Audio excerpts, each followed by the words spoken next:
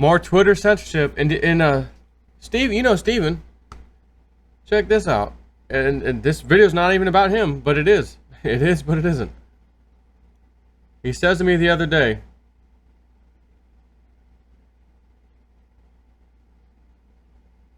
violating, he got banned off of Twitter for 12 hours. Violating our rules against hateful conduct. You may not promote violence against, threaten, or harass other people on the basis of race, ethnicity, or blah, blah, blah, blah.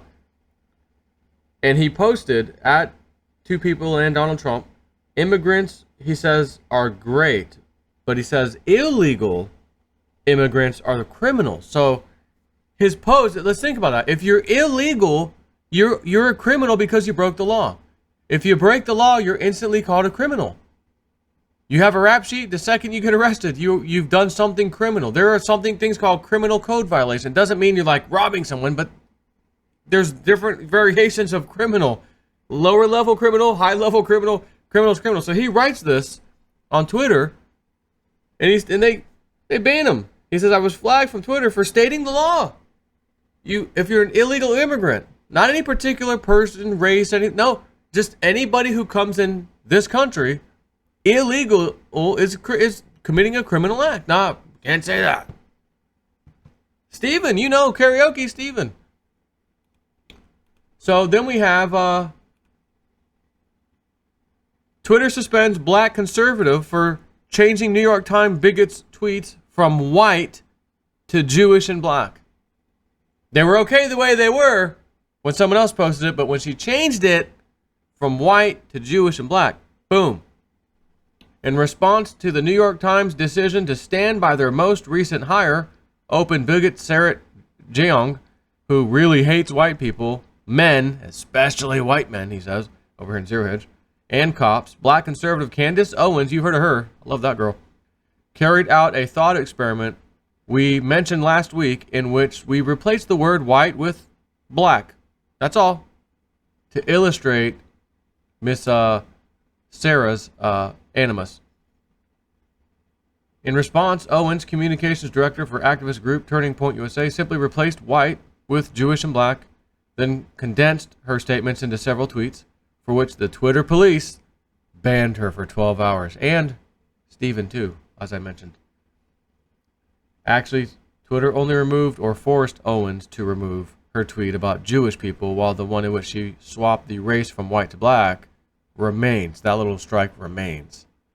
So, again, this is free speech being trampled. Webbot, again, I did you a little update from the March report. You remember that? Just a few days ago. And the things it told us to get ready to see in regards to social media and big problems coming to social media giants. The Googles, YouTubes, the Twitters, the Facebooks. Because of what they're doing. So, anyways, I want to give you a little update because this is censorship. Again, it doesn't matter if you like the person, don't like them. We all have the same rights. You know, if you drive down the street, I hate those damn electric cars. These people don't want to pollute. I hate them. I'm going to run them off the road. Oh, well, that's okay. You can run them off the road because we hate electric cars. But if the electric cars try to run you off the road, call the police. They'll arrest them. Right? Yeah. That's not how laws and things like that work in any country, right? A country that has laws anyways. You know, a democracy in this case. Should be a republic, but even in a democracy in this case. The laws are supposed to be even, justice swift across the board, unless you're at the top. Then it's just us, as Gerald Celente likes to say. Not justice, just us down here at the bottom fighting with each other. Then the court system works. You and me fighting with each other. Oh, yeah, works all day. One of the big top players gets involved, we're going to dismiss the case. We're going to drop charges. We can't really find that the intention wasn't there when Hillary did what she did with the email. There was no intention. You effing idiot, Comey. The intention was when she bought the damn server and set up a freaking sidetracked email system to get away from her government responsibilities of communicating through the government email system. Well, you know, no, I don't think any reasonable prosecutor would probably prosecute on that. Just us. But we must continue to fight. You gotta fight for your rights to post on Twitter. Da-na-na-na, da-na-na-na. That was an old Beastie Boys one.